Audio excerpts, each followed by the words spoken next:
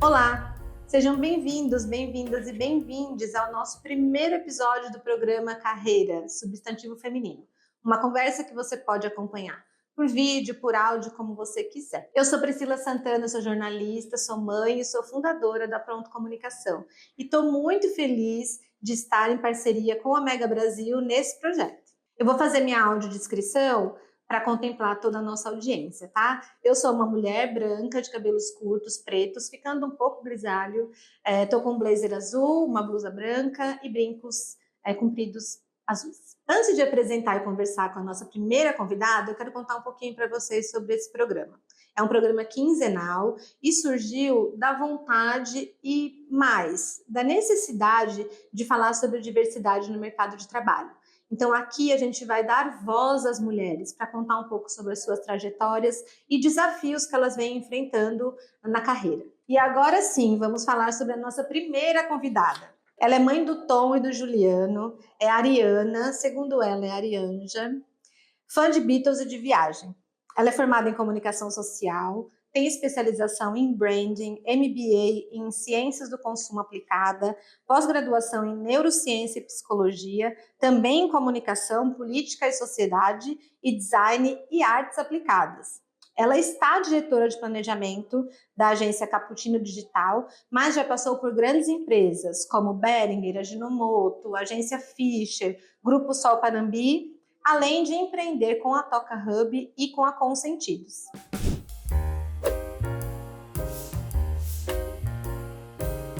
Então, bem-vinda, Isabela Capper Ambrife. Mas aqui a gente vai chamar você de Bel, né? Por favor, gostaria que você fizesse a sua audiodescrição e se você quiser complementar alguma coisa na sua biografia, fique à vontade. Bom, eu sou uma mulher branca de 39 anos, cabelo médio, assim, meio avermelhado. Estou usando um vestido branco e preto e brincos coloridos. Muito bom. Bel, vamos começar. Conta um pouco da sua trajetória. Por que você decidiu seguir a carreira de comunicação e marketing? E quais foram, assim, os seus desafios que mais fizeram você crescer na sua carreira? É uma pergunta super ampla, né? Eu tive, na verdade, ao longo da vida toda, assim, as coisas para mim aconteceram de maneira muito fluida.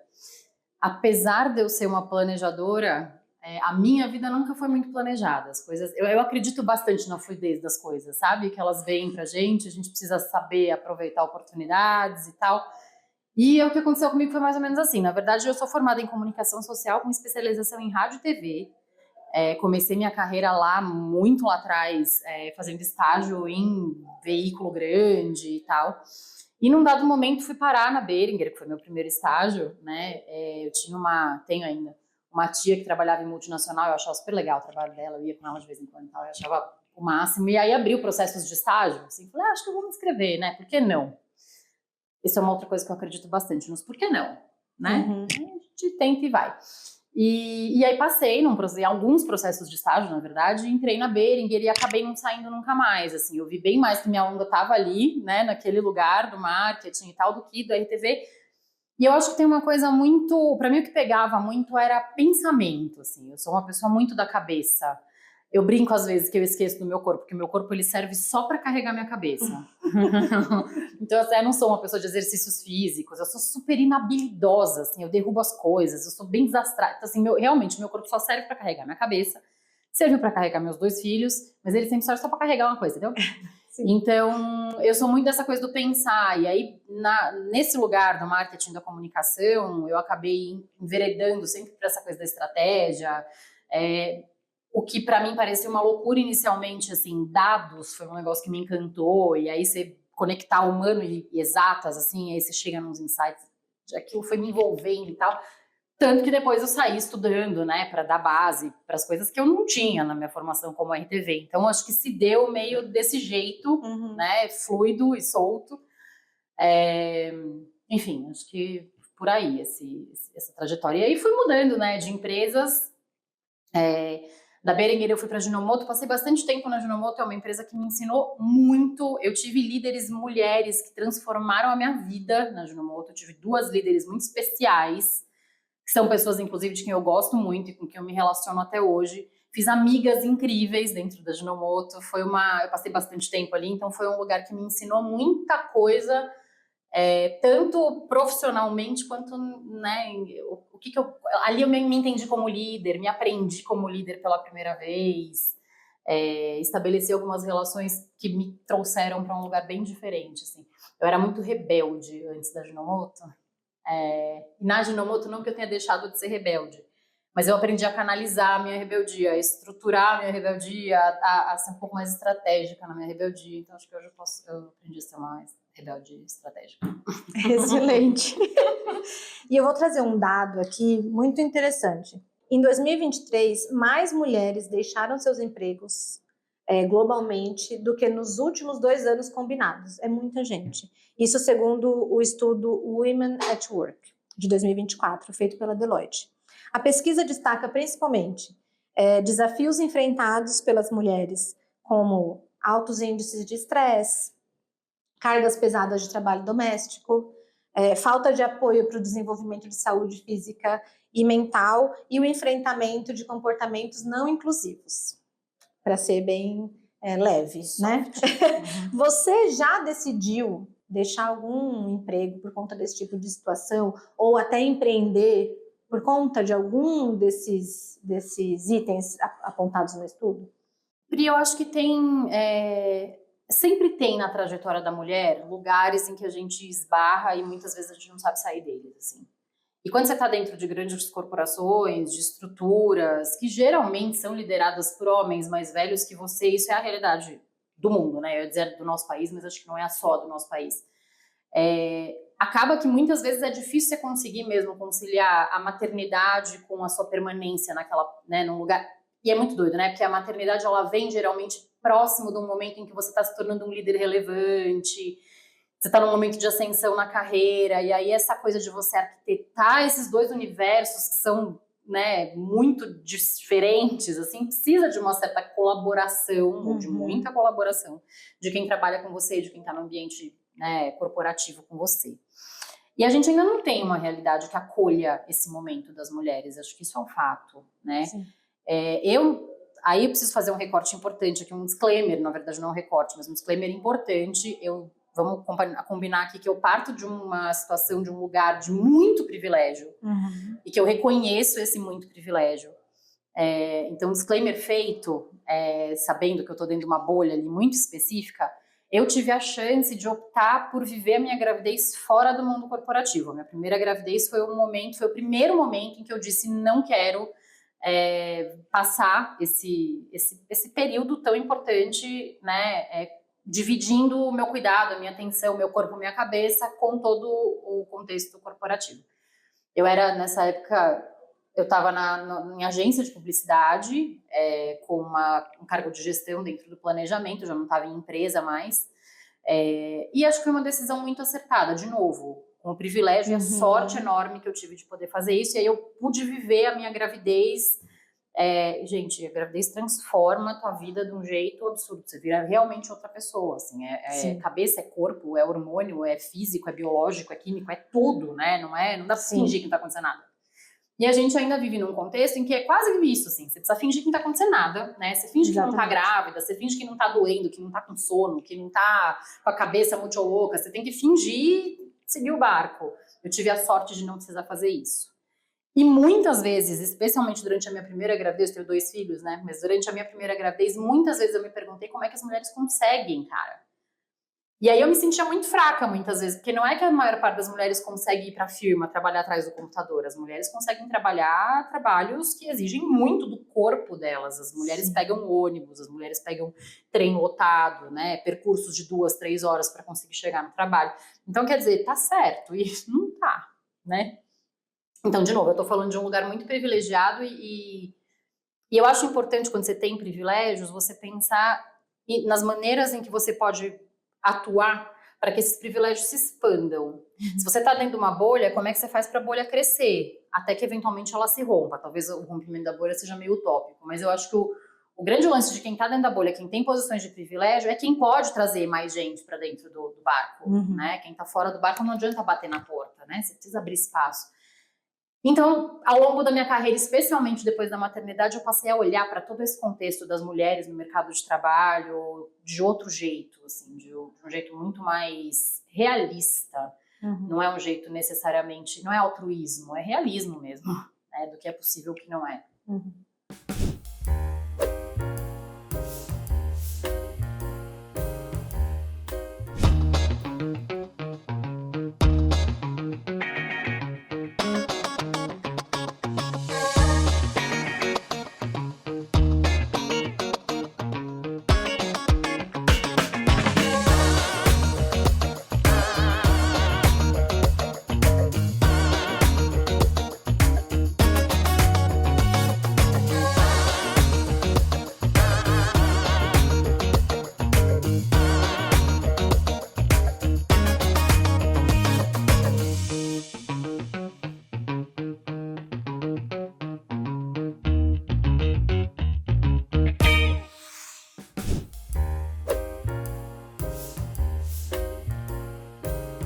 Então, voltando, retomando, né, essa parte dos desafios de carreira, você comentou da maternidade, como que foi o seu processo de empreender nesse momento também? Foi nesse momento dos filhos também? Eu tenho uma sócia, a Luciana, na Consentidos, que é uma consultoria de branding e cultura organizacional. A gente decidiu muito ir para esse caminho em função da nossa vida como mães, das coisas que a gente aprendeu, descobriu e dessa dificuldade de encaixar o que a gente queria ser como mãe e que, de novo, por sorte, a gente podia ser dentro do nosso contexto profissional, né? Como é que se faz isso? Assim, eu quero ser uma mãe presente, eu quero ser uma mãe que acompanha o crescimento do meu filho, eu quero ver o que está acontecendo, eu quero buscar na escola, eu quero, né? E de novo, um lugar de muito privilégio, porque a maior parte das mulheres não tem essa opção, né? Querem, não é que elas não querem, elas querem, mas elas não têm essa opção. Sim. Outro dia eu ouvi uma entrevista que eu achei muito curiosa, estava falando um pouco sobre o lugar de poder público, né, de que as mulheres não estão... da disparidade que existe entre homens e mulheres no poder público. E aí uma pré-candidata a um cargo público, enfim, não importa, ela falou um pouco sobre, a gente não tem tantas mulheres, porque as mulheres, elas optam por ficar em casa com os seus filhos, os seus maridos, e elas optam, aquilo me bateu de um jeito tão forte. As mulheres não optam por isso, né? As mulheres, elas precisam dar conta de absolutamente tudo, elas não têm opção. Se elas não fizerem esse papel, ninguém faz, né? Então, é muito complexa essa relação. Então, fazer esse encaixe entre um desenvolvimento da tua carreira, dentro de uma corporação, e você conseguir ser a mãe que você gostaria e tal, é inviável, é muito difícil. Sim. Então, a gente, nesse momento, a minha sócia Luciana também tem uma filha, a gente teve muito essa conversa de dizer, a gente quer empreender, a gente vai construir aqui um negócio a partir do que a gente acredita, e isso contempla os nossos filhos participarem da nossa vida, e não a gente fingir que a gente não tem filhos. Né? Porque acontece muito isso, né? A gente tem que trabalhar fingindo que não tem filho e ser mãe fingindo que não trabalha. Fingindo que não trabalha, exatamente. É uma conta que não fecha, né? Não fecha, é impossível. É muito difícil. E recentemente você assumiu essa posição de diretora de planejamento na Cappuccino. Como que tem sido esse momento profissional, sendo que você está com 2 filhos, sendo um bebê? Eu tive a primeira gravidez eu contei, a segunda gravidez contei, né, que minha vida é fluida, as coisas acontecem e tal, e aí de repente eu tive uma segunda gravidez, e aí eu tenho um filho de 6 anos e um bebê de 6 meses, agora, 2 moleques em casa, e vim pra cá. Eu tenho uma relação com a Cappuccino de muitos anos, quando a minha relação com a Cappuccino começou quando eu era estagiária na Beringer, faz realmente muitos anos. E a gente nunca se perdeu pelo caminho, a gente foi caminhando juntos por outras empresas, por outros desafios e tal. E num dado momento o Vitor me chamou para conversar, o Vitor é um dos sócios da agência, me chamou para conversar e falou, putz, acho que a gente tem uma posição aqui num momento da agência que faria tanto sentido com você e tal, né? E aí eu acho que tem um ponto muito importante para que eu tenha topado esse desafio, a gente tem uma convergência de valores muito importante. Isso é muito importante, né? Hoje em dia eu não toparia e não toparei desafios que, de novo, privilégio, eu sei, mas não, eu vou evitar o quanto eu puder topar desafios que não tenham convergência Sim. com o que eu acredito, né? Com o que eu valorizo de fato. Então, é um lugar onde eu tenho espaço para ser mãe, eu não preciso fingir que eu não tenho filhos, até porque o Vitor tem filhos, o Rodrigo, que também que é sócio do Vitor, tem filhos, e a gente entende que isso faz parte da nossa vida. Um negócio que eu não acredito, assim, mas nem um pouco, é aquele blá de, porque a minha vida pessoal e a minha vida profissional, como se a gente fosse pessoas completamente diferentes. Isso não faz sentido. Não somos, né? Então, eu tô hoje num lugar e dentro de um contexto onde eu posso ser eu inteira. Que bom, né? Que privilégio. Que privilégio. Então, isso foi muito determinante para que eu topasse essa posição. E aí também tem um outro contexto que, assim, eu falei que eu sou arianja, às vezes eu sou satanás, depende do ponto de vista, mas que a gente está num momento bastante desafiador, de pensar muito, de construir coisas, né, de gerar valor de um outro jeito, com espaço para construir coisa nova. Isso me move de um jeito, assim, imenso. Eu amo ser mãe, amo meu papel dentro da minha casa, um momento com os meus filhos, e eu amo a minha profissão igualmente, talvez. Sou muito honesta, assim, o papel de mãe e o papel de profissional são coisas que eu amo do mesmo tamanho. Uhum. Eu amo mais meus filhos do que qualquer coisa no mundo, mas os papéis, claro. A gente, né? Então, pra mim foi muito... As coisas convergiram de um jeito muito positivo, né? Então, cá estou. Que legal, né? E é engraçado porque muitas mulheres também não têm a coragem de assumir isso, né? Que os papéis têm muitas vezes pesos muito parecidos, né? Eu também amo trabalhar, amo meu filho, mas quando eu engravidei, depois, né, que eu já estava lá com 4, 5 meses, eu voltei para trabalhar e voltei feliz. Porque eu sinto que eu preciso produzir, então acho que a gente tem um pouco isso em comum. É que esse rolê da culpa materna é outra coisa que é complexa, né? Sim. Porque assim, é quase como se você não pudesse dizer que você gosta de qualquer outra coisa no planeta para além dos seus filhos, sim, entendeu? Né? Sim. Então assim, eu adoro chegar em casa, eu adoro sair de casa. Sim. Né? Ai, que bom. E a gente precisa normalizar isso, né? Porque pra homem tá tudo bem, né? O homem ir trabalhar, viajar, qualquer coisa, tá tudo certo. Ninguém pergunta pra ele, né? Com quem que ele vai deixar os filhos. Então tem muito isso, né? Tem muito isso. E é muito curioso, acho que eu vou emendar numa outra reflexão que eu tô fazendo aqui, porque eu vim pra CAP depois de um tempo só empreendendo, né? Eu sigo com sentidos com a Lu, especialmente fazendo palestra, dando aula, né? Num viés um pouco mais de conteúdo do que de projeto. Ela tá tocando os projetos. Mas um negócio que eu senti muito depois de ter passado um tempo, né, fora da estrutura corporativa e tudo mais, foi que eu envelheci. E esse é um outro tema, né, que é muito curioso. Assim, eu hoje trabalho com pessoas que são 10 anos mais novas que eu, 12 anos mais novas que eu. Então, assim, isso faz uma diferença enorme. Eu tô virando a tia que usa a referência do meme de 2010, sabe assim? Outro dia eu falei do sanduíche numa reunião, tipo, metade da sala ficou tipo... Ninguém entendeu. O que ela tá falando. Sim. Então, eu acho que esse é um outro negócio que pesa pra mulher, um peso que não tem pro homem. Sim, total. Né? Acho que pro homem o envelhecer é tão mais ok. Né? E muitas, tem também alguns dados, né, de demissões de mulheres 40 a mais, né? Isso é muito maior entre as mulheres do que quando a gente compara com os homens. E aos 40, ou quase 40, a gente está no auge da nossa maturidade, da nossa produção. Então, é muito louco, né, saber que as empresas estão dispensando mulheres na cidade, sendo que a gente está... Você está no melhor do que você pode oferecer. No melhor momento. É muito louco. Eu, na verdade, eu acho a coisa do etarismo, com perdão do termo, assim, eu acho ela uma burrice sem tamanho. Porque, assim, o tempo ele passa assim. Então, você, né, eventualmente você vê pessoas corroborando com uma prática muito prejudicial. Sim. Que elas vão ser vítimas daquela prática daqui 5 ou 10 anos. Sim. Então, acho que eu me considero uma pessoa razoavelmente inteligente o suficiente para dizer, acho que talvez isso seja um equívoco cognitivo, sabe? Sim. É uma prática um pouco estranha. Mas ela acontece e ela é muito mais pesada para as mulheres, assim. Acho que é um outro ponto... A gente está sempre travando batalhas, né? Sim. A gente não para de travar batalhas. Sim. É um negócio insano. E do nosso lugar de privilégio. Imagina quem não tá nele. Exatamente.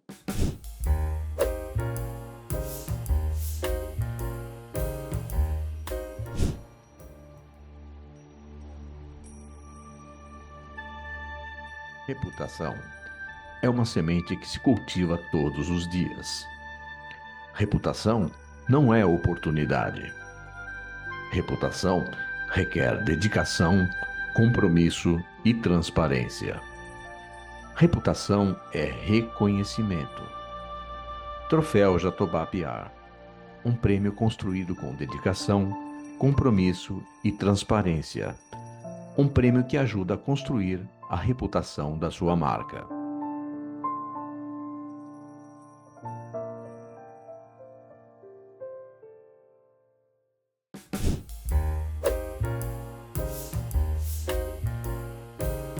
Bel, e tem algum tempo já na sua carreira que você ocupa cargos de gestão. Que tipo de líder você é? Seja sincera, fala a verdade. Cara, eu sou um tipo de líder em transformação, sempre. Acho que esse é o primeiro ponto. A líder que eu era no começo, eu lembro de ter passado situações muito difíceis no começo, assim, quando eu assumi minha primeira posição de gerência, faz 10 anos, foi 2014, em que eu precisei provar para minha equipe que eu era capaz de ser chefe deles, né?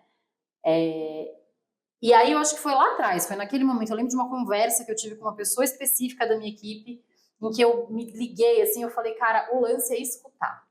É escutar, mas é escutar mesmo, não é escutar esperando para falar. Sim. Né? É escutar de verdade, de coração aberto. E eu aprendi muito nessa conversa com ele não tem a menor ideia, beijo, Alan. Legal, até se ele estiver vendo, você lembra do Alan? Sim. Mas é verdade, foi muito legal esse momento, porque ele tava desconfiado, assim, ela tem a gente era par, acho. E aí eu virei chefe dele, e aí fui tipo, mas tá, e aí? Ela tem capacidade para ser minha chefe? E ele tinha as inseguranças dele, e eu tinha as minhas. E a gente um dia sentou, trocou uma ideia boa, assim, e me deu esse clique. Então, dali pra frente, ainda que eu tenha me transformado muito como líder, assim, hoje pra mim é muito mais fácil. É um negócio que eu gosto de fazer, tá? Eu tenho é o Arianjo.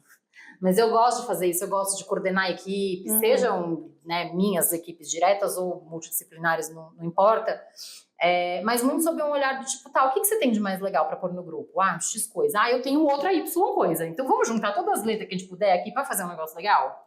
E aí eu viro pra você e falo, putz, isso aqui eu não sei fazer não. Aí você sabe. Aí dá bom, entendeu? Então eu tento conduzir os processos sempre desse jeito. E aprendi isso lá atrás, muito nessa situação, assim, de falar, cara, pra dar certo isso aí a gente precisa escutar, sem estar esperando pra falar, coraçãozão aberto, entendeu? Então, acho que é esse tipo de líder que eu sou. Eu realmente procuro escutar. E se em algum momento eu não estiver escutando, eu também dou muita abertura pra falar, agora você tá me ouvindo, tá? Aí a gente para, respira, fala a verdade. Entendeu? Acho que é isso. É interessante isso, né? Porque a maioria das pessoas, ou em muitas relações, as pessoas escutam para responder, né? Elas não estão escutando realmente o que a outra pessoa está dizendo. Isso é bem importante o que você está me falando. E tem uma outra coisa que você foi falando e eu fui conectando aqui, essa coisa da gente muitas vezes espera... A gente tem muitas preconcepções a respeito das coisas, né? Sim. Eu acho que a gente está num período de mundo, de sociedade, em que a gente está vivendo uma crise de referências. A gente não sabe direito o que é referência mesmo. Porque todo mundo sabe sobre tudo, todo mundo vende um curso, todo mundo faz uma palestra, tá todo mundo falando o que bem quiser falar e tal. Então, a gente está num momento de crise de referência. O que faz a coisa do ouvir atentamente ser mais importante do que nunca. Para você botar teu pensamento crítico em cima e falar, peraí, isso faz sentido. Não, isso não faz. Eu vou dar uma pesquisada. Eu vou, né? Eu acho que tem essa... Eu misturei aqui os assuntos, mas eu acho que essa coisa do escutar precisa ser muito genuína mesmo, pra gente não se confundir no que é válido, no que não é. É complexo. E talvez uma diferença que você faça na sua equipe, se, né, as pessoas te enxergarem como essa líder que escuta, é ela reproduzir esse comportamento, né? Então, que sejam pessoas que também escutem, né, os outros. Levem isso pra vida, né? Eu espero, eu não sei, é o jeito que eu vejo as coisas fluírem melhor, assim, é empírico, né? Eu vejo que dá bom quando vai por aí, então, né? Concordo. Se servir pros outros, que bom. Que apliquem. Que apliquem, exato, se servir que usem. Bel, e vamos pensar aqui que você é uma mentora de uma mulher, né? Mentora de carreira. Qual aconselhamento você daria para essa sua mentorada? Aconselhamento é um negócio complexo, porque é isso, né? Se servir para você que use. Mas eu acho que tem pensando em mulheres especificamente, eu acho que tem um lugar muito importante, a gente tem uma autocobrança insana, a gente acha que a gente tem que dar conta de absolutamente tudo, é o que você falou, né? Fingir que não trabalha quando você tá em casa, fingir que você não é mãe quando você tá no trabalho, Isso faz a gente dar uma glamourizada na coisa do multitarefa. Nossa, Sim. sou muito multitarefa, faço várias coisas ao mesmo tempo. Ai, que legal. Não é legal. Isso não é legal.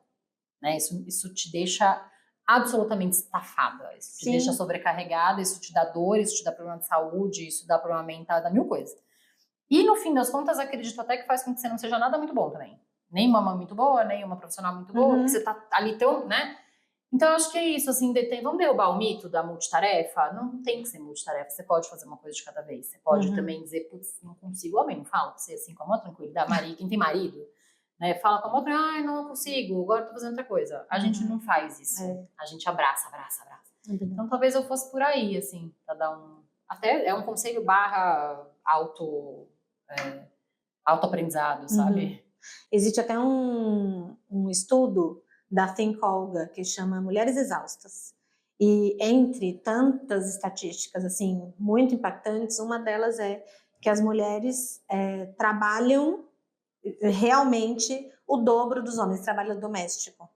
Então ela tem a carga, né, do trabalho dela, né, o trabalho remunerado, e comparando essa rotina semanal com os homens, os homens acho que trabalham 11 horas, as mulheres 23 horas, assim. Então é muito discrepante. Então, além da gente ter que ser muito multitarefa, às vezes não tem opção, né? Porque a gente tem que fazer, mas importante também talvez tentar colocar certos limites, né? Pedir ajuda, deixar papéis claros em casa, né? Quem pode ajudar, então também ter uma rede de apoio também uma coisa muito importante, e também de muito privilégio. Também entendo que isso acontece em poucas situações, né?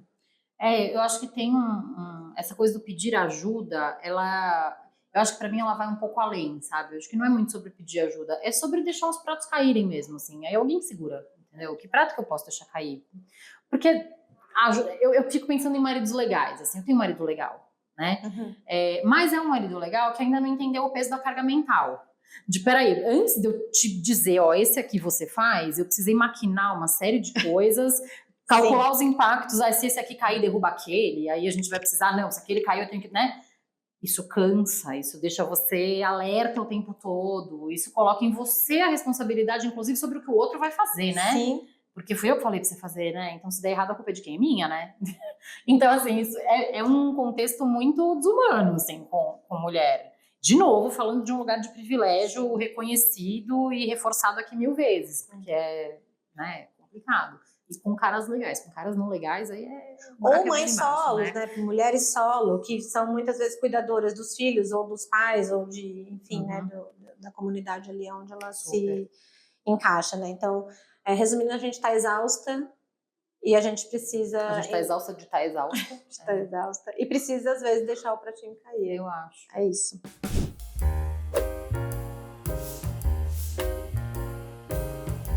Bel, nosso episódio está chegando ao fim. Queria agradecer muito a sua disponibilidade em aceitar o nosso convite para participar do nosso primeiro episódio. Adorei, obrigada. Que bom. E quero dizer para você que eu agradeço demais a sua audiência por ter ficado aqui com a gente nesse episódio. Quero dizer que esse nosso programa tem o roteiro de Juliana Ribeiro, da Pronto Comunicação. A edição é do Vitor Rocha, da Rádio TV Mega Brasil.